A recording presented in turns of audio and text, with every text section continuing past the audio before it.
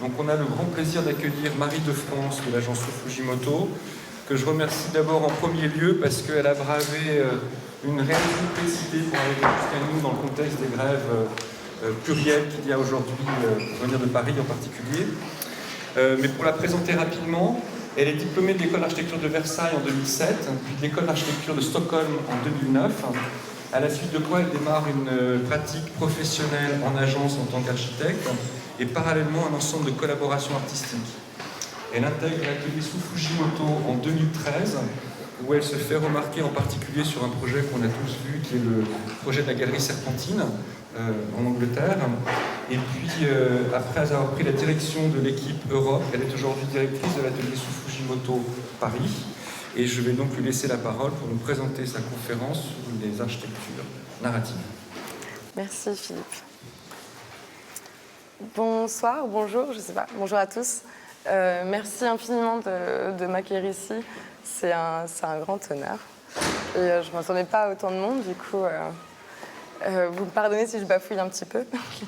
Je vais vous présenter aujourd'hui donc Narrative Architecture et on va venir, je vais vous expliquer un peu pourquoi ce titre. En commençant par... vous m'entendez bien ? En commençant par une réflexion sur... En fait, tout simplement, l'architecture, je pense que cette question, on se la pose tous, de ce que c'est, de ce qu'on fait, de ce qu'on souhaite, de ce que serait. Surtout quand on est en études et qu'on passe après en tant que praticien, la réalité diffère ou pas de ce qu'on s'était fait et amène souvent aussi de jolies surprises. Et après, je vous présenterai quelques projets de l'agence. Donc cette première image, c'est pour moi à la fois une beauté assez simple et à la fois peut-être la peur de la page blanche d'un architecte à se dire quel impact on a dans la nature finalement autour de nous, comment intervenir dans des paysages, alors tous ne sont peut-être pas aussi épurés que celui-ci, mais après tout comment on laisse une empreinte, qu'est-ce qu'on y raconte et comment on s'y insère. Avec l'angoisse à chaque fois d'abîmer ou de détruire, et avec aussi quelque chose qui est peut-être difficile qu'on a du mal peut-être à réaliser sur le coup, mais c'est une notion de temps. C'est-à-dire qu'aujourd'hui, on va faire un impact, on va construire quelque chose, mais finalement, on s'inscrit dans un phénomène beaucoup plus long, et il y a une temporalité dont je vais parler maintenant qui me semble très importante dans le processus de réflexion et de conception de l'architecture. Ici, on voit par exemple comment un village qui s'est développé, donc on a des maisons, on a des routes, on a aussi des espaces de culture, comment tout à coup ce petit village qui s'est développé au fur et à mesure du temps prend un aspect presque organique dans son développement. À l'extrême, ici on retrouve Tokyo, on voit pareil cette multitude ou cette accumulation de maisons qui sont donc du coup des objets artificiels et comment tous ensemble finalement ils recréent quelque chose qui s'apparente au naturel parce qu'il passe une certaine temporalité et qu'il devient plus organique ou plus dans un développement moins contrôlé. Et de cette façon, dans le phénomène de réflexion ou de conception de l'architecture, l'écriture pour moi est un médium qui est très important ou puisqu'il amène cette temporalité où en écrivant, on perd une vision complète de ce qu'on fait et on avance en se laissant un peu découvrir ou sans savoir où on arrive et à la fois en oubliant peut-être le début. Et à l'extrême, pareil, quand on développe et quand on écrit, on retrouve quelque chose qui perd son sens premier et qui prend une autre vie. Donc dans ce phénomène de développement ou de temporalité s'inscrit évidemment, j'ai parlé d'un côté organique, et donc en fait je compare en gros le développement de l'architecture ou des villes au développement de la nature. Ici, quand on prend du recul par rapport à des images telles que ces deux-là, on peut se poser la question vraiment d'une extrême urbanité et comment la concilier ou pas avec la nature. Et de même, quand on regarde et qu'on extrait certains éléments d'architecture, donc ici on a le toit d'une église, enfin le plafond d'une église, et un tunnel tout simplement au Japon, qui ont probablement 200 ans d'écart. On retrouve des lignes qui perdent presque leur rapport au temps au moment où ils ont été construits, qui sont presque d'un langage, d'un même langage qui a trait à la nature, et qui pose un peu cette question, encore une fois, de rapport architecture et nature. Et là-dessus, j'en viens à un deuxième constat, qui est en fait que l'architecture, pour moi, est avant tout subjective, à savoir la perception qu'on a d'un bâtiment ou d'un lieu, elle est propre à chacun. Et finalement, ma façon de rentrer dans l'école d'archi ici aujourd'hui est absolument différente de la vôtre, mais elle la vaut aussi. Et à ça pose la question de la représentation de l'architecture, à savoir est-ce qu'il faut absolument être objectif ou est-ce qu'on peut se permettre une certaine subjectivité. Ici, dans ces images que je vous présente, on retrouve des éléments de Tokyo que moi j'aime bien. Alors c'est très personnel, mais parce qu'elles montrent cette intégration un peu de nature et d'architecture dont j'ai parlé, mais aussi cette idée de composition et d'éléments différents qui commencent à parler entre eux, qui presque ont l'impression d'être tombés ici par hasard et qui ensemble forment quelque chose de nouveau et d'intéressant. Et de ça, on vient une interprétation en dessin qui reste, donc encore une fois, subjective, qui est un développement de quelque chose où on ne sait pas vraiment où, et qui est une façon simplement de prendre le temps, de sentir, d'engranger des choses. Du coup, pareil, un questionnement inhérent à ce processus de conception en architecture. Est-ce qu'on peut finalement réconcilier des médiums, à savoir l'écriture, le dessin? Est-ce qu'on peut finalement ne pas planifier, ne pas savoir où on va quand on commence un projet, mais se laisser en fait développer des choses et voir où elles arrivent? Et là, en l'occurrence, dans ces exercices, je ne sais pas ce que je vais écrire à la fin et je ne sais pas ce que je vais dessiner à la fin, mais il y a cette surprise qui est toujours assez intéressante. Donc, micro-conclusion, ou alors une autre question de cette première introduction, de choses qu'on regarde peut-être un peu séparément, vient la question de rassembler les choses ou de les penser plutôt mêlées qu'à côté les unes des autres. Et notamment, la question, donc, si on prend la question fondamentale très basique de l'habitat, à savoir où est-ce que j'habite, qui je suis, qu'est-ce qu'une architecture autour de moi, on pourrait presque comparer l'architecture à un vêtement, c'est-à-dire c'est une transition, c'est bien un élément qui est entre mon corps et la nature et l'environnement extérieur. Donc l'architecture devient bien... en fait, cette chose qu'on porte et qui évolue avec les usages et avec chacun et qui du coup devient très personnel et qui, après tout, n'a pas besoin d'être hermétique à l'extérieur. D'où cette recherche et cette question donc, que certains d'entre vous connaissent sans doute, qui est vraiment à la base de la réflexion de notamment Primitive Future ou de l'architecture à l'agence, qui est est-ce qu'on peut travailler sur des espaces entre intérieur et extérieur? Est-ce qu'on peut dilater ces limites? Est-ce qu'on est obligé d'avoir un mur qui joue de séparation visuelle, olfactive, auditive, ou est-ce qu'on peut au contraire séquencer, développer et avoir plus de douceur entre les espaces? Ici, pareil, se pose la question en fait, d'un objet, si on part d'un objet très simple, qui est donc ce cube qu'on voit ici à gauche, tout à coup, en le démultipliant, une fois, deux fois ou beaucoup plus, l'objet en lui-même, qui est extrêmement artificiel à la base, peut-être, prend une forme organique. Ce qui m'amène à vous présenter mon premier projet ici, qui s'appelle Many Small Cubes.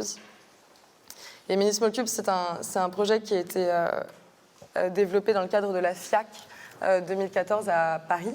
Donc c'est une commission pour faire un habitat, on appelait ça une maison nomade, qui était un habitat minimal pour une personne et qui pouvait se poser dans un jardin, dans un parc ou quelque part. S'en est suivi plutôt la conception d'une sorte de grande sculpture habitée qu'on a exposée au Jardin des Tuileries pendant plusieurs mois.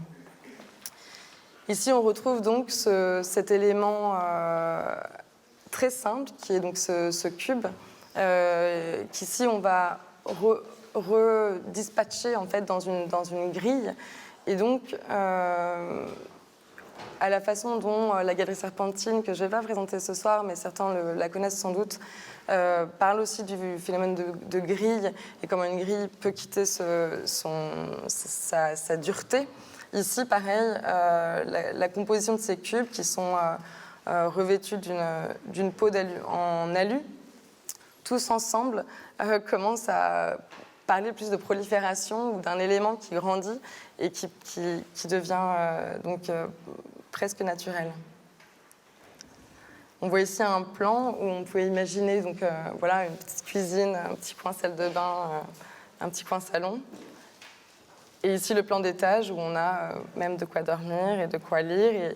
Et cette maison devient du coup un peu à la manière d'un arbre, un lieu où on grimpe, où on se cache, des points d'observation dans les hauteurs. Donc là, c'est une maquette qu'on avait conçue pour le projet. Et voici le pavillon réalisé. Où là, et ça c'était aussi une belle surprise, je pense, de la réalisation, les couleurs de l'alu brossé de tous les cubes prend les couleurs du ciel et de la lumière. Donc on a un projet qui devient soit plutôt bleu ou blanc, comme on le voit ici, soit très rouge du sol des Tuileries, ou très gris du ciel parisien. Et je suis moi-même montée, c'était pas autorisé malheureusement pendant la FIAC, mais je suis moi-même montée dans les cubes, me percher là-haut, et il y avait cette surprise tout à coup en fait d'être perchée et de voir tout et d'être à la fois extrêmement protégée, et qui du coup parle bien de cette relation ou du sentiment qu'on a avec notre corps et de ces murs qui n'ont pas besoin d'être totalement hermétiques pour donner un sentiment de protection, tout en restant lié à l'environnement. Le deuxième projet s'appelle Floating Stones Houses. C'est un projet qui était une commission pour un couple dans le Connecticut, donc c'était pour faire leur pool house. On avait produit à l'époque deux concepts, et je vais vous en montrer un ici. Qui parle, en fait, qui questionne la matérialité d'une maison, et en l'occurrence ici la pierre. À savoir une pierre telle qu'on la connaît, et en France on a un pays qui travaille beaucoup avec la pierre, c'est un élément qui est assez lourd, qui est assez massif, qui est assez opaque, qui pèse. Du coup, ici la question c'est, est-ce qu'on peut tout à coup revisiter la question de la pierre et au lieu de les poser les unes sur les autres, les détacher ou leur donner les utiliser dans un autre mode de construction. Tout simplement parce qu'en fait, une pierre, ce qu'on trouvait beau, c'était la lumière qui tombe. Selon les heures de la journée, on découvre une matérialité qui est très douce, qui est très belle. Et qu'ici, s'imaginer dans une maison où les pierres flotteraient et où la lumière, tout au long de la journée et des saisons, viendrait jouer avec toutes ces pierres, ça pourrait être simplement fantastique, on se disait. Donc voici une maquette qui représente la maison. Donc l'idée, en fait, c'est d'avoir des pierres comme un nœud, comme les nœuds d'une structure triangulée. Donc on voit, les pierres cachent un petit peu, mais on distingue un petit peu des éléments, et vous verrez après dans les dessins, les éléments de la structure triangulée. Ça, c'est le plan masse, qui montre cet amas de pierres, tout simplement, et un plan. Donc là, on retrouve cette idée d'un espace où on n'a pas besoin forcément de se cacher, cloisonner de l'espace extérieur, mais on peut travailler au contraire avec cette densité d'éléments solides dans les nuances, dans la transparence et selon les espaces qu'on crée à l'intérieur. Donc là, on voit la coupe et on retrouve ici les lignes qui connectent toutes les pierres, qui sont cette structure triangulée qui constitue la maison. Donc ce projet a été présenté aux clients, c'était une pool house et ils nous ont dit que c'était fait pour un musée et pas pour leur jardin, malheureusement. Voilà, ici on retrouve cet espace à l'intérieur, donc complètement entouré de ces éléments lourds qui du coup perdent complètement leur connotation première et amèneront une perception, une relation à la nature, à l'espace extérieur très particulière. Le prochain projet que je vais présenter ici est l'Arbre Blanc. Je pense que vous le connaissez, ou pas. Il est à présent en cours de construction. La raison pour laquelle je voulais le présenter, c'était au-delà des choses qui ont été peut-être communiquées. Enfin, c'est un projet qui, pour nous, nous a fait passer à une autre échelle et encore une autre perception. Donc de la petite maison qu'on a vue à l'instant à ici un habitat collectif. Et là, l'exercice, il est assez simple. Il dit, on est à Montpellier, il faut construire une tour de 50 mètres de haut, uniquement de logement. Montpellier, c'est une ville où on n'a absolument pas envie d'être entassé dans des appartements. On a au contraire envie d'avoir son jardin et son espace extérieur. Donc ça, c'était un peu le constat de base. Et qui va nous amener à la proposition qu'on a faite, qui est celle-là, qui est une tour constituée de très très grands balcons et de très très grands brise-soleil. Mais pour revenir un petit peu en arrière, voilà la situation, le site.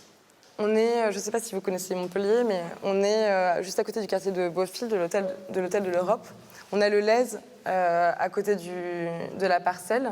Et ce qu'on a pu dégager assez rapidement, c'était une continuité verte qu'on lit ici dans le plan, qui longe donc le Lez. On a ensuite ce rond-point qui est ce qu'il est. Il va sans doute être peut-être reconfiguré un jour, mais pour l'instant il est là et il est assez passant. Donc ça, c'est les premiers constats qu'on a faits. À partir de ça, s'en est suivi une série de recherches en maquette et sur lesquelles on procède pour chaque projet et qui est une façon pour nous de challenger un peu le site. C'est-à-dire que là, ce qu'on voit, c'est que les maquettes, donc par exemple la maquette tout en haut à gauche, elle parle de cette connexion au sol, donc de cet élément vert qu'on laisse glisser le long de l'eau. À la fois en termes de volumétrie ou de projet en lui-même, on ne sait pas encore ce qu'on fait. Et dans ce processus de réflexion, on se laisse le temps et on en revient à cette question de temporalité. C'est-à-dire qu'on ne sait pas où on va et on laisse l'exercice ou le faire ou le test nous amener des surprises, nous questionner, nous faire rebondir et nous faire avancer. Ici, donc, dans ces projets, peut-être on peut remarquer qu'il y a une certaine consistance dans le positionnement du projet sur le site. Par contre, la forme, elle était encore vraiment peu claire. Après, une fois qu'on a laissé réagir ce site, il glisse l'ordi en fait. Pardon, je fais comme ça, c'est bon. Il veut partir. Oui, il veut partir. Merci. Pardon, excusez-moi. Une fois qu'on a laissé... Donc ce travail en maquette aussi nous permet de le voir, de le laisser respirer. C'est-à-dire qu'on a la maquette et finalement de ne pas être forcément en 3D immédiatement nous permet en fait de pouvoir y revenir et de pouvoir comparer, de pouvoir tourner autour. Et après, en parallèle, on se repose les questions, et à savoir la question première que j'ai posée, comment est-ce qu'on habite à Montpellier une tour de 50 mètres? Et c'est en ça qu'est venue en fait, une réponse assez simple, sans aller chercher des concepts très très loin, c'est dire, dans ce cas, donnons à chaque appartement un espace extérieur généreux. On est donc arrivé à cette maquette-là, qui est l'arbre blanc, ou qui se rapproche du moins du projet tel qu'il est aujourd'hui. L'arbre blanc, du coup, qui a été nommé de tel, puisque le projet a pris toute sa force avec cette idée qu'il, au-delà de donner des espaces extérieurs à chaque habitant, il est bien en fait ce bâtiment qui semble s'étirer vers l'extérieur, vers le ciel, chercher la lumière.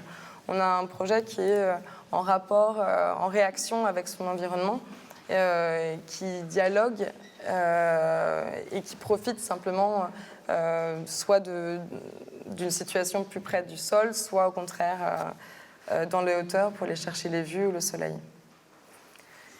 Ici, on voit donc le projet dans son entièreté.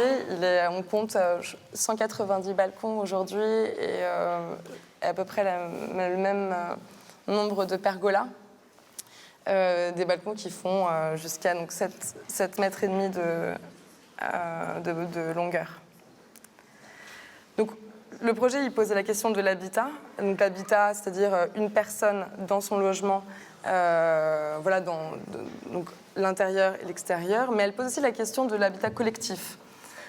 À savoir, la tour a été et reste en France, en fait, connotée comme des espaces qui sont inaccessibles, qui peut-être seraient monolithiques, qui seraient compliqués et dans lesquels il ne serait pas agréable de vivre.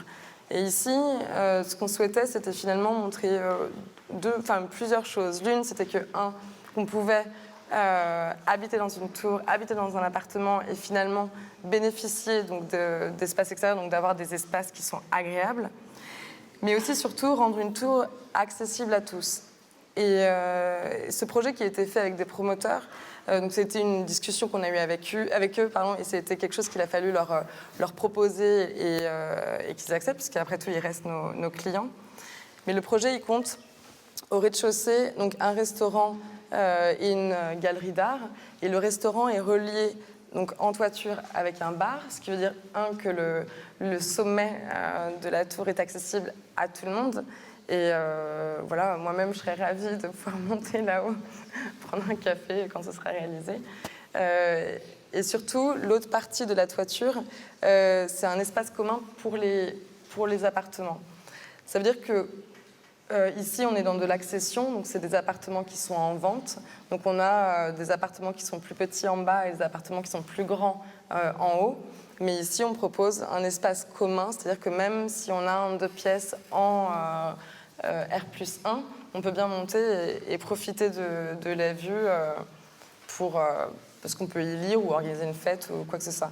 Et ça, c'est un élément qui pour nous était fondamental, c'est-à-dire rendre, monter dans les hauteurs, mais rendre la tour accessible à tout le monde. Et ce qui peut-être paraît une évidence, mais qui en vrai ne l'est pas, puisque les promoteurs nous avaient dit qu'ils souhaitaient faire la penthouse de Brad Pitt là-haut. Donc, bon.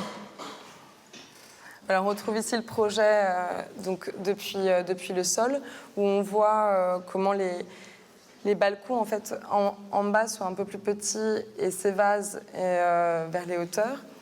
Et le processus de composition de ces balcons, qui paraît ici peut-être un peu aléatoire, l'est absolument pas.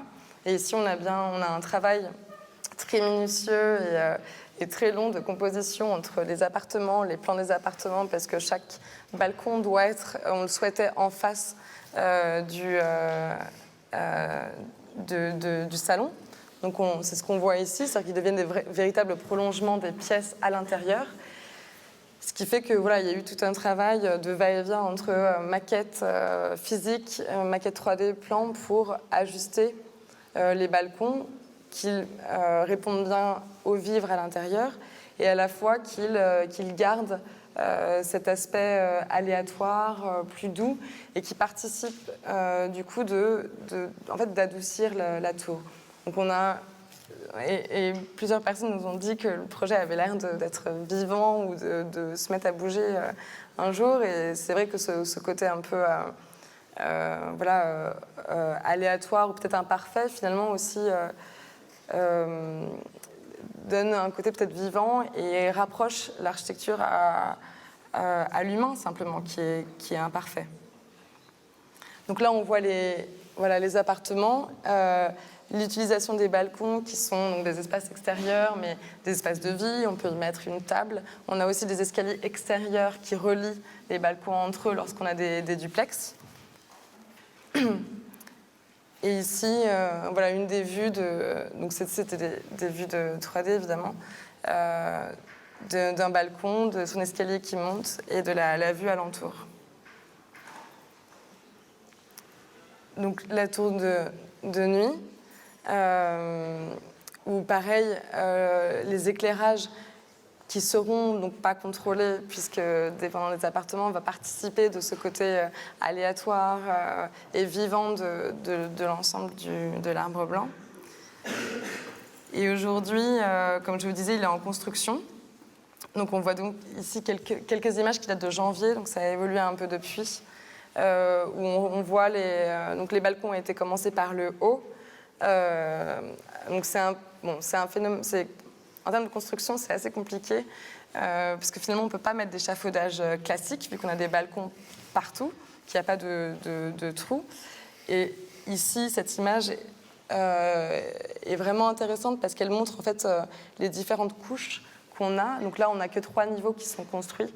Mais ce qu'il faut imaginer, c'est que on en a 17, donc on va avoir vraiment un phénomène de couches successives qui va faire aussi que debout sur un balcon, on ne va pas avoir une sensation de vide comme on nous l'a beaucoup demandé,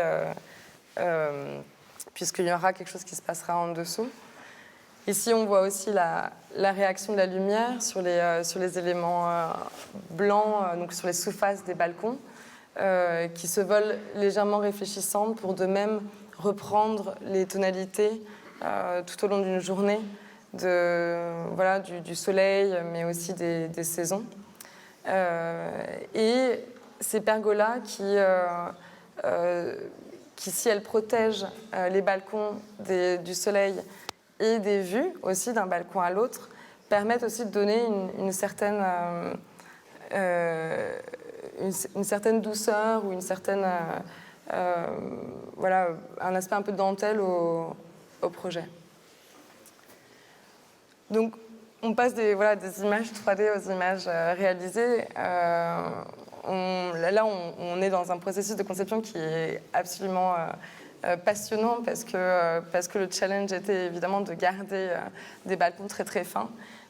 Donc juste pour expliquer un peu rapidement, on a des balcons qui sont accrochés, en fait agrafés à une structure béton. Ils ne sont pas. On a des câbles qui sont contenus. En fait, c'est pas des câbles, c'est des barres qui sont contenues dans les garde-corps et qui viennent pas là comme soutien, mais qui viennent ici comme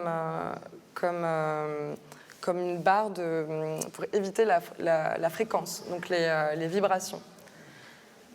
Donc on arrive finalement à garder des dalles, des nez de balcon qui font 25 cm d'épaisseur. Et après, en façade, on se rapproche on a des poutres qui ont jusqu'à 70 cm. Et là, ici, ce que je voudrais souligner, c'est en fait tout ce processus, depuis les premières images qu'on a vues tout à l'heure, donc de ces maquettes en mousse, qui sont, en fait, dont le fait qu'on ne puisse pas y mettre beaucoup de détails nous oblige à aller droit au but, ou straight to the point, j'ai envie de dire, jusqu'à aujourd'hui, la réalisation du projet. En fait, c'est bien arriver quelque part dans la conception à se freiner, à se laisser le temps de dessiner, de regarder chaque chose et d'établir aussi des dialogues avec les équipes, avec les clients, mais aussi avec les bureaux d'études et après les entreprises. Et dans chaque étape du projet, le dialogue, notamment avec les ingénieurs, ont été merveilleux avec nous et qui ont compris qu'on ne voulait pas avoir de choses très verticales et qu'il fallait trouver quelque chose où les balcons ont leur propre accroche à chaque fois en façade. Il y a ce phénomène en fait un peu expérimental où on ne sait pas trop où on va et nous-mêmes on sait qu'on va y arriver, on sait qu'on va trouver des solutions, mais en vrai on ne les connaît pas encore et c'est ça qui est fabuleux. Et de la même façon, la construction, donc arriver sur le chantier où là il y a eu un travail très fin et qui est toujours en cours puisque là le chantier se termine en novembre, où il y a eu un travail très fin de développement avec l'entreprise Métal notamment, où on prend chaque problème les uns après les autres et on voit comment arriver petit à petit au produit qui nous plaît le plus. C'est ce phénomène finalement de recherche ou d'expérimentation à chaque étape qui nous fait apprendre et qui nous fait réfléchir pour les projets à venir. Le prochain projet, lui, donc c'est le projet de bâtiment d'enseignement mutualisé pour l'école de Paris-Saclay, qui est on a donc 6 écoles se rassemblent pour créer l'université de Paris-Saclay. Et il y a eu un concours en 2015 sur ce bâtiment d'enseignement mutualisé sur le plateau de Polytechnique, qui était un lieu de rassemblement de ces écoles, donc d'expression de ces écoles, mais aussi une question sur comment est-ce qu'on enseigne, enfin comment est-ce qu'on apprend aujourd'hui et comment est-ce qu'on crée un lieu qui sera propice à l'enseignement dans 10 ans ou 15 ans, puis bien plus longtemps après. Ici, la difficulté, ça a été que le programme qu'on nous a donné, le programme du concours, à la fois demandait donc une vraie innovation et quelque chose de nouveau dans l'enseignement, et à la fois nous donnait un programme très strict sur des salles de classe qui faisaient des proportions de 1 par 1 ou 1 par 1.2, et avec des tableaux triptyques classiques. Donc on était un peu dans cette ambivalence entre un programme extrêmement décrit, extrêmement en fait classique, et cette volonté d'aller plus loin. Nous, à la réflexion, être 6 écoles dans un même lieu, c'est une situation assez unique et assez riche de pouvoir enfin partager ou dialoguer et profiter un peu des uns des autres. Et en parallèle, on le voit aujourd'hui, et vous le savez tous aussi bien que moi, qu'on travaille avec un téléphone, avec un iPad ou un ordi, finalement n'importe où. Et ce qui nous permet finalement de sortir peut-être de choses trop immobiles et peut-être même de travailler dehors. C'est pourquoi on a souhaité recréer un environnement qui soit assez ouvert, qui parle encore une fois de ces lieux qui sont à la fois où on peut y trouver une certaine intimité et à la fois où on peut se sentir protégé. Donc un lieu qui est en dialogue, qui est à la fois en plein d'architecture, enfin, qui est vraiment dans le bâtiment et qui à la fois profite peut-être du dehors, et qui soit un peu dans cette ambiguïté, dans ce lieu qui serait propice à des rencontres. Donc le concept, le projet s'inscrit sur un site tout en longueur. Et ici, on voit donc cette image, ce diagramme qui représente en fait cette idée d'avoir les 6 écoles sous un même toit. Donc à la fois ensemble et à la fois avec leur liberté chacune de s'exprimer, mais sous une enveloppe commune. Donc le site de Polytechnique, enfin le site qui nous était attribué sur le plateau de Saclay sur l'école de Polytechnique, il y a cette parcelle qu'on voit ici rouge, donc tout en longueur, avec derrière donc des laboratoires qui en peignent, et en fait la rue ici est vraiment une rue plutôt de desserte, et devant ce parc qui est en cours de réalisation, qui est dessiné par Michel Desvignes et qu'ils appellent le Green. On a une future arrivée de métro qui se fait plutôt en bas là, de l'image, Et voilà, donc cette disposition est assez étonnante, vraiment tout en longueur.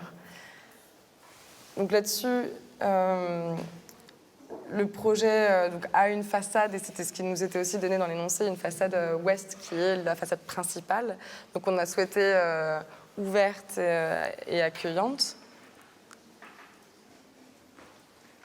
Et surtout en lien avec ce jardin. Donc ici, le parti pris, enfin pareil, de base, très simple, c'est donc rebelote, on se questionne, ok, on nous donne un programme avec des salles de classe, je vous l'ai dit à l'instant, très classique, un programme très décidé en fait, mais on veut quelque chose de nouveau. On est dans une école où on va partager des connaissances. Donc pourquoi, après tout, ne pas s'affranchir du corridor, du couloir, et faire des classes qui seraient toutes ouvertes sur ce cœur commun où les étudiants pourraient se retrouver. Donc la parcelle étant ce qu'elle est, c'est-à-dire cette parcelle tout en longueur, je l'ai dit, avec la rue de Desserte en arrière, on a donc aligné de façon très simple toutes ces salles de classe vers l'extérieur pour qu'elles s'ouvrent sur ce cœur ouvert qui, lui, est en dialogue avec le green. Ici, la maquette donc on avait réalisée pour le concours, où on voit toutes ces salles de classe qui donnent en fait sur des mezzanines. Donc on n'a plus de couloir, on n'a pas d'espace restreint, mais on a bien des espaces assez généreux devant chaque salle pour que les étudiants puissent sortir, se rencontrer, rester et investir vraiment ce cœur ouvert. Ce que l'on remarque aussi ici dans cette maquette, c'est que la limite entre le bâtiment et le green est relativement floue, où les escaliers en fait sont à la fois ce lieu de rencontre à l'intérieur, mais à la fois un appel depuis l'extérieur, puisqu'ils vont chercher la nature. Voilà une vue ici de cet atrium où on voit les escaliers qui descendent en cascade, où on voit l'apparition d'amphithéâtres, donc des escaliers qui s'élargissent, qui deviennent des gradins et qui peuvent servir soit à discuter, soit pourquoi pas à faire une mini-classe dehors ou à se retrouver en groupe.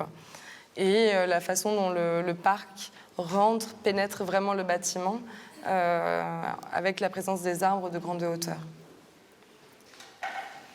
Voilà, donc on a ici cette transition douce entre intérieur et extérieur, entre un parc très vert et petit à petit arriver dans l'atrium, un atrium qui est d'abord dehors sous une canopée, puis à l'intérieur, de même sous la canopée, et puis qui petit à petit arrive dans ces salles de classe.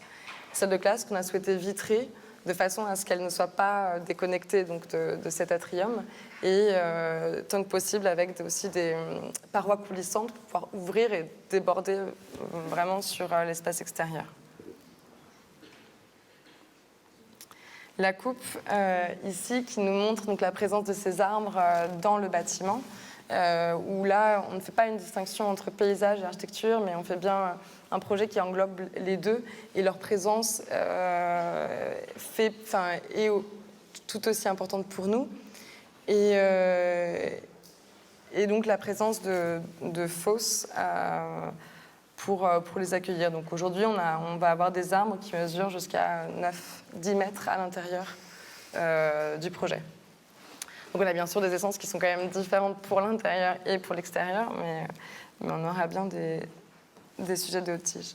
Le rez-de-chaussée, donc pareil, cette façade vitrée totalement transparente, où on retrouve les arbres à l'extérieur et à l'intérieur, et en fait ce ventre qui est cet atrium dont je parlais à l'instant, qui au rez-de-chaussée donne sur les amphithéâtres. Donc on a à gauche ici l'amphithéâtre principal, à l'intérieur, au centre vraiment 3 amphis qui travaillent ensemble et qu'on peut ouvrir et faire un plus grand espace. Et de l'autre côté, on a l'administration. Donc on a aussi des entrées qui sont multiples. Et donc on a une entrée principale au milieu du bâtiment, mais on a aussi la possibilité d'entrer de plusieurs endroits. Donc c'est ce qu'indiquent les flèches rouges ici, ce qui permet vraiment en fait cette transparence et cette porosité tout au long du projet. Donc dans les étages, on retrouve donc ces salles de classe dont je vous parlais, qui elles sont relativement classiques et qui sont donc vitrées et qui s'ouvrant sur les mezzanines très généreuses et tout ce phénomène, ce réseau de passerelles. Et le réseau de passerelles, donc son dessin, pareil, n'est pas du pur hasard. Il fait partie d'un mélange d'une composition et à la fois en fait simplement une réflexion sur le passage d'une personne d'un étage à un autre, à savoir là, si je vais là-bas, moi je vais aller tout droit, je ne vais pas faire un angle. Et du coup, voilà, on travaille beaucoup sur l'usage naturel qu'on pourrait avoir du lieu. Une vue donc de nouveau depuis le green. On voit ici ces escaliers extérieurs qui débordent vraiment sur le jardin et qui, au passage, nous servent d'ailleurs d'issue de secours pour le bâtiment. Donc ils ont à la fois, ils participent de cette intention de intérieur-extérieur, de porosité, de composition, mais ils servent bien sûr des questions pratiques également.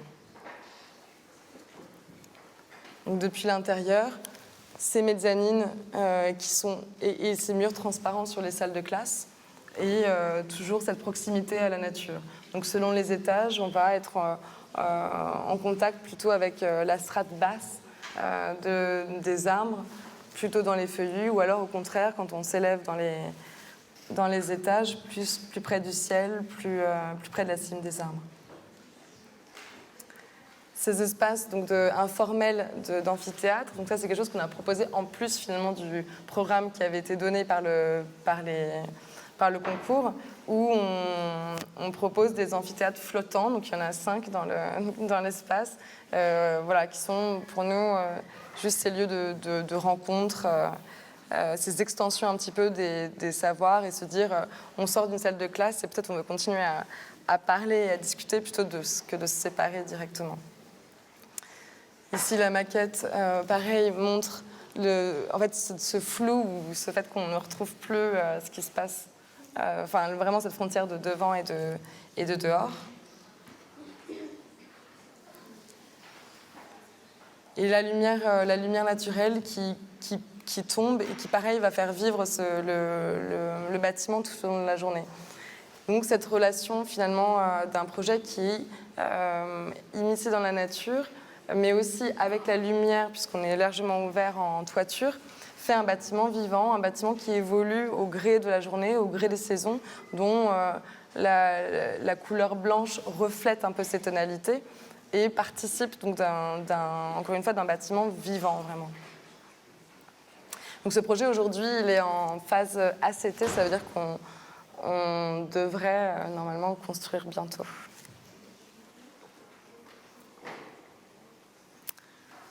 Sur un autre registre, donc un projet de spa à Pézenas, celui-là, il était peut-être plus publié encore. C'était une commission qui est assez récente, qui est en tout début de phase, où Pézenas, c'est une ville qui est tout au sud de la France, qui est pas loin qui est entre Montpellier et Béziers, et où il y a des sources chaudes, donc l'idée de créer un spa.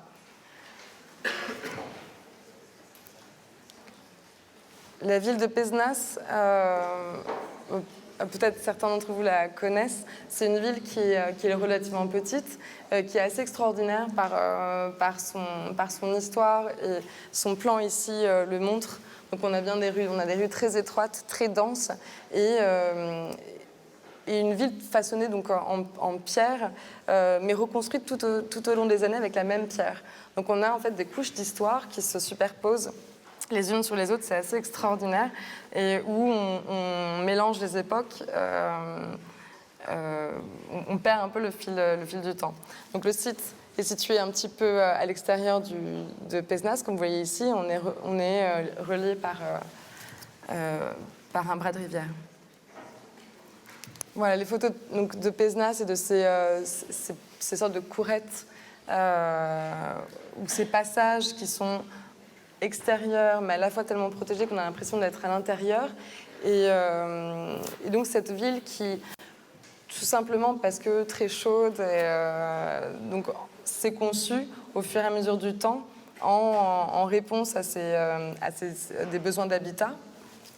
Et où on retrouve toutes ces petites rues, ces petits passages auxquels faisait référence le premier dessin que vous avez vu, dans lequel la lumière tombe toujours de façon différente. D'un autre côté, on a donc ce lot qui est un élément, un nouvel élément, on va dire, qu'on n'avait pas encore abordé beaucoup jusque-là dans notre architecture, qui vient ici comme donc en spa, on aura des piscines, des espaces extérieurs et intérieurs, et cette notion de l'eau qui façonne la pierre avec le temps, qui fait son nid, je ne sais pas si on peut dire ça, et qui trouve sa place de façon naturelle. Donc le projet de spa, c'est un projet d'hôtel et de lieu de retraite, en fait, de lieu de soins, où on y va pour un temps plus ou moins long, et on veut peut-être se retirer un petit peu de la vie quotidienne. Donc le projet simplement reprend la forme d'une vasque, donc c'est ce qu'on commence à apercevoir ici, et la coupe qui est là-haut. Une vasque qui est en référence, encore une fois, tout simplement à l'eau et l'eau qui se façonne à l'intérieur.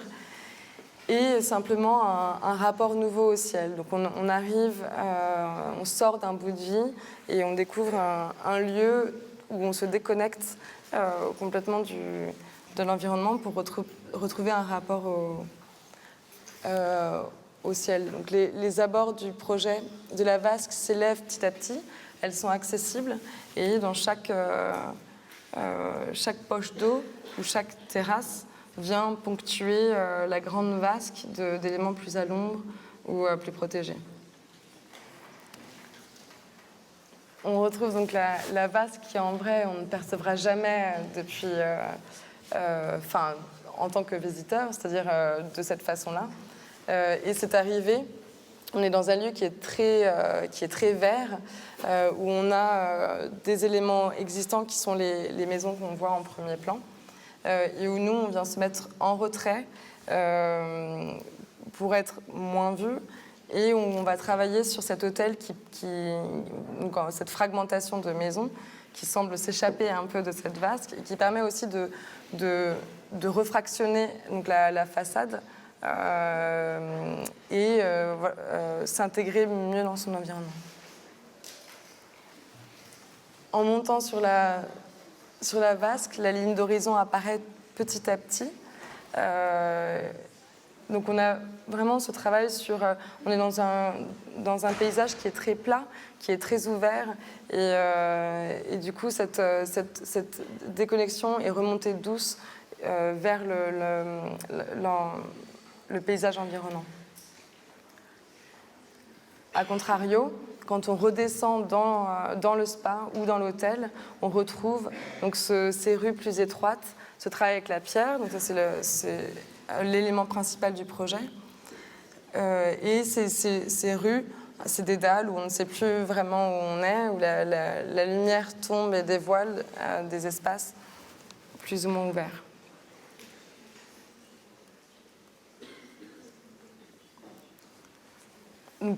Dans un travail pareil d'extérieur, intérieur, de chaud et de froid, on retrouve des bassins. Donc on a vraiment un jeu de température, de l'eau qui s'infiltre plus ou moins dans le projet. Voilà, si on retrouve le plan masse, donc on retrouve ce rond qui pour le coup lui est un cercle parfait pour une fois peut-être, mais qui à la fois vient être perforé, je dirais agrémenté de toutes ces taches d'eau, ces flaques d'eau presque, et ces maisons qui s'échappent du projet. Ce qu'on peut apercevoir aussi ici, c'est donc un chemin dans le paysage avec ces taches d'eau qui participent du refroidissement des eaux thermales du projet dans des bassins froids et un traitement paysager. Voilà, pour l'anecdote, Molière aurait habité dans la petite tourelle qui est là-haut, qui date du XVIe siècle. Ce projet, il est aujourd'hui en cours de réalisation. Je dirais pareil, on travaille avec et l'utilisateur et les promoteurs sur les bienfaits. Nous, ce qu'on souhaiterait évidemment transmettre dans ce projet, et à la fois eux, leur réalité un petit peu technique pour arriver à un projet qui a du sens. Donc là, on va recommencer ce même processus, je dirais, expérimental. D'une autre façon, l'arbre blanc était plutôt en hauteur, avec des matériaux plutôt métal en façade. Là, on passe dans quelque chose plus... on a le lien avec l'eau, le lien avec la pierre, où on va travailler avec beaucoup d'artisans locaux. Un autre projet de taille, peut-être celui-ci, 1000 arbres. Celui-ci peut-être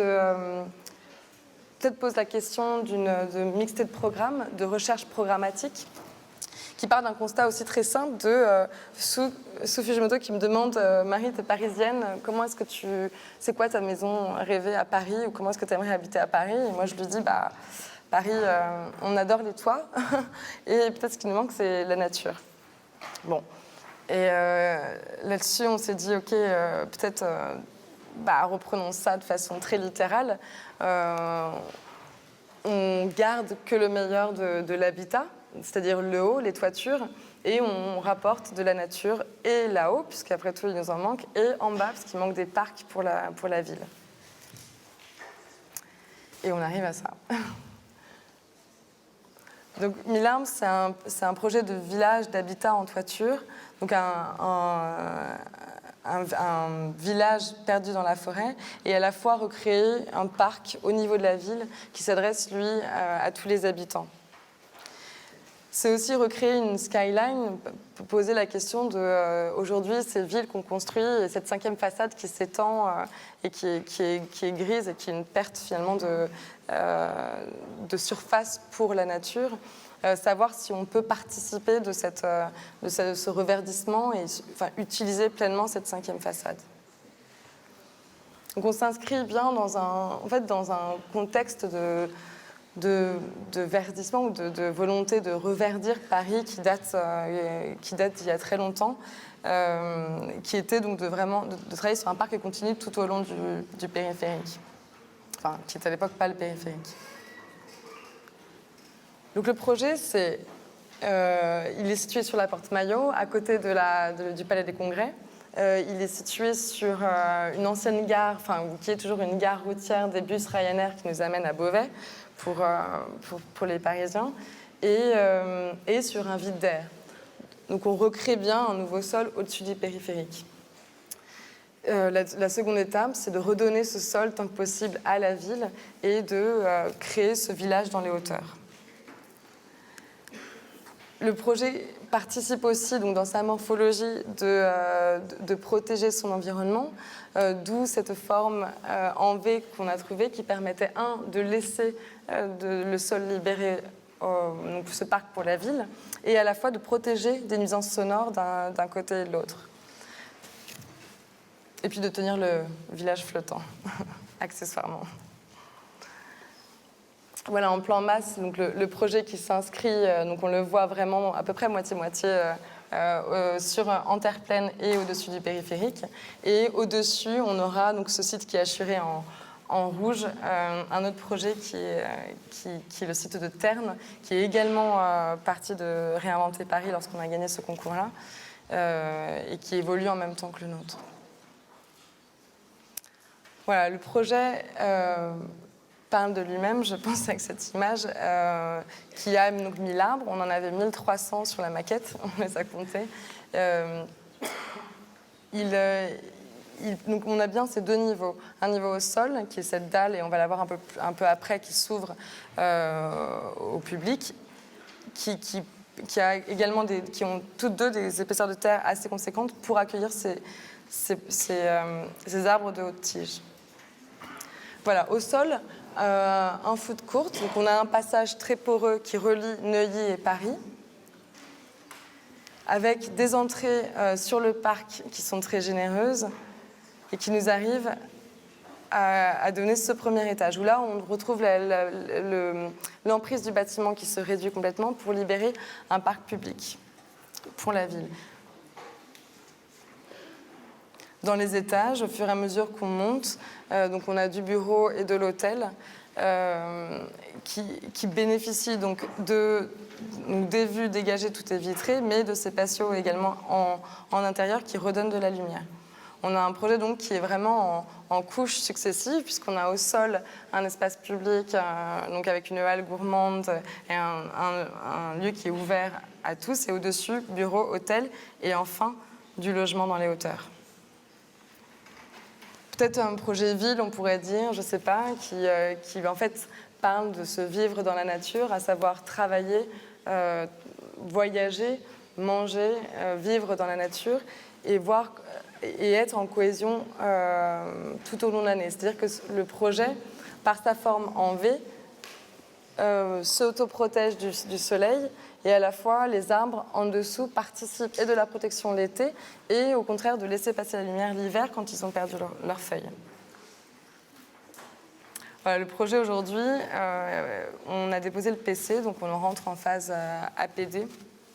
C'est un projet qui se fait sur Revit, sur Grasshopper, Rhino, etc. Donc il y a un vrai challenge en termes de faire, tout simplement, où on a un plateau commun, où on a rassemblé les ingénieurs et on est, je pense, une trentaine à peu près déjà à travailler activement sur le projet. À savoir que c'est un projet qui aussi parle donc, de cette superposition de programmation qui reste en fait peu faite aujourd'hui en France. Voilà, le dernier projet que je vais aborder, c'est un tout nouveau projet qu'on a donc gagné juste là en janvier, qui s'appelle Open Grid, qui parle d'un learning center à Saint-Gallen, qui est une université, c'est une école de commerce en Suisse. Saint-Gall, c'est ici. On est près du lac de Constance, à 1 heure à peu près de Zurich. Donc on est dans un learning center qui s'apparente peut-être, où nous on se disait proche du projet de Polytechnique que je vous ai montré tout à l'heure, sauf que ici, si dans le projet de Polytechnique on avait un brief qui était, donc je vous l'ai dit, extrêmement dessiné, ici ça a été l'inverse, c'est-à-dire qu'ils nous ont dit, en fait on a mis à la poubelle le programme qu'on avait fait et on est arrivé à ça, donc 3 grosses zones. Un foyer, une zone de ce qu'ils appelaient Communication and Learning et une zone de Concentration Spaces. Et après, au milieu de tout ça, on pouvait donc changer les proportions un peu si nécessaire. Et il y avait ce qu'ils appelaient une zone de traffic qui était censée rassembler un peu tout. Eux, dans leur réflexion, c'était de nous dire aujourd'hui, si on façonne trop, on va vous couper un peu la réflexion. Donc vous, les archives, vous allez au contraire réinventer ces espaces de communication. Et je pense qu'aujourd'hui, et moi c'est ce que je vois là à l'agence, de plus en plus on nous demande, nous en tant qu'architectes, de réfléchir sur la programmation, sur les usages, et donc plutôt que de nous donner un brief qui est tout fait, donc c'est un challenge qui est à la fois passionnant et à la fois extrêmement compliqué. Donc, au fur et à mesure, donc c'était un processus de beaucoup d'études, à se poser qu'est-ce qu'on veut, nous, de quoi j'ai besoin, ok, surprises, quietness, finalement, d'outils, de rencontres peut-être, comment est-ce qu'on crée ce lieu. Et petit à petit, on en est revenu à la grille, qui donc, du coup revient à une grille qu'on a utilisée pour la galerie Serpentine. On en a parlé aussi même pour Many Small Cubes. Mais la grille, tout simplement, c'est pas nouveau parce qu'elle donne le choix, mais aussi parce qu'elle permet, ou elle peut induire cette notion de s'agrandir et de grandir. Où tout à coup, les espaces peuvent être redivisés et employés de façon différente. Donc soit ici on retrouve un peu les différentes activités qu'on pouvait imaginer dans le lieu. Donc un lieu qui est facilement cloisonnable et à la fois où on ne peut pas être dans l'entière. Donc l'atrium. Merci, excusez-moi. Voilà, un projet qui, donc je parlais de cette grille, de ces boîtes où on repart donc dans des aspects assez artificiels qui finalement, mis ensemble, apportent cette forme plus organique et à l'intérieur qui travaille sur une certaine lumière, sur une structure qui semble grandir dans l'espace et qui aussi laisse une vraie visibilité, une vraie transparence.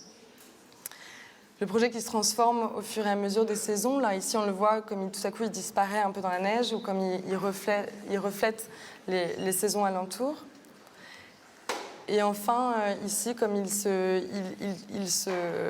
retombe un peu vers les espaces environnants.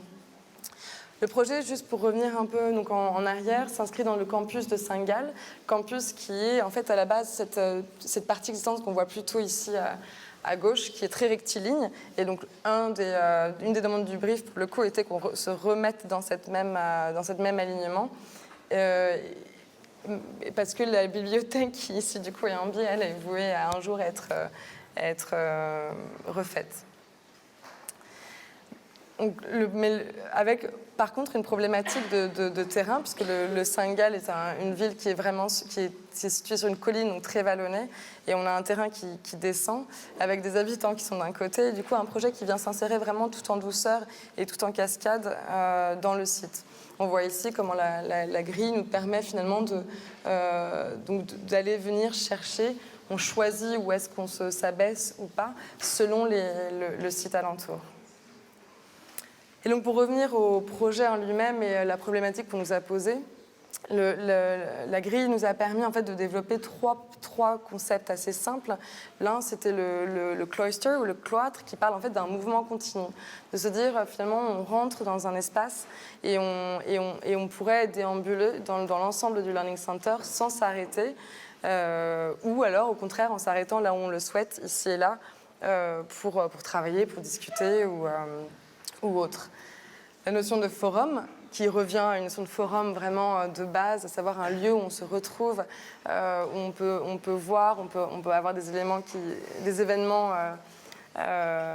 vivants pour tout le monde, et assez flexible, et à la fois un lieu, enfin, qui est visible, avec cette idée qu'aujourd'hui, on a envie que les choses se passent vite ou avoir accès aux choses rapidement, immédiatement, et se dire que si je suis assise aujourd'hui là et que j'ai besoin de tel outil ou de faire telle chose, je peux le voir et je peux savoir que je vais le faire là-bas. Donc le projet se répartit sur trois niveaux. On retrouve en bas, donc en bleu, le foyer, donc l'entrée, qui se détache sur un café, et en vert, l'espace des Communication and Learning Zone, qui est une zone en fait plus de lieux de workshop, assez animé, plutôt de travail en groupe. Et dans les étages supérieurs, ce qu'on a appelé les Concentration Spaces, qui sont des zones plutôt de thèse, plus calmes, plus posées. Donc, en travaillant sur cette gradation du bas vers le haut, avec un lieu en bas plus vivant, peut-être plus bruyant, et petit à petit, dans les hauteurs, retrouver des espaces plus fermés, en lien avec des terrasses extérieures. Et donc, on voit ici une vue depuis le deuxième étage, où on retrouve donc pareil, on s'affranchit du couloir, on s'affranchit de ces salles de cours fermées, mais au contraire, on s'ouvre sur des espaces en mezzanine qui sont des espaces de déambulation et de travail, où on imagine des grands murs d'affichage pour travailler pour travailler et que chacun puisse interagir. La coupe du bâtiment donc, qui montre cette entrée et puis petit à petit comme on s'ouvre dans cet atrium et on se réchappe sur des toitures ou sur des espaces un peu plus petits.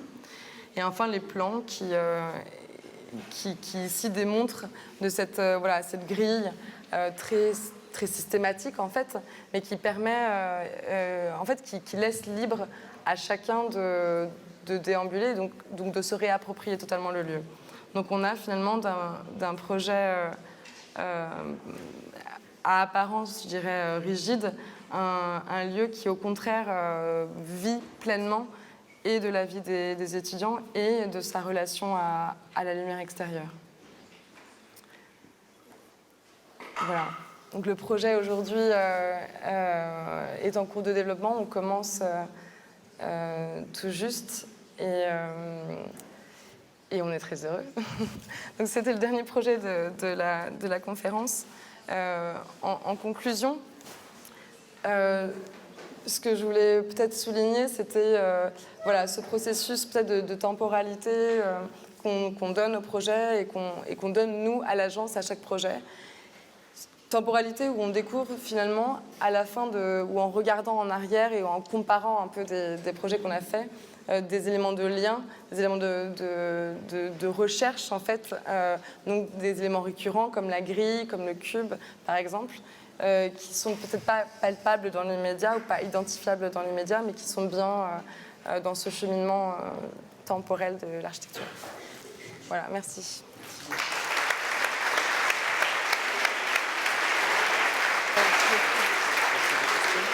Ouais,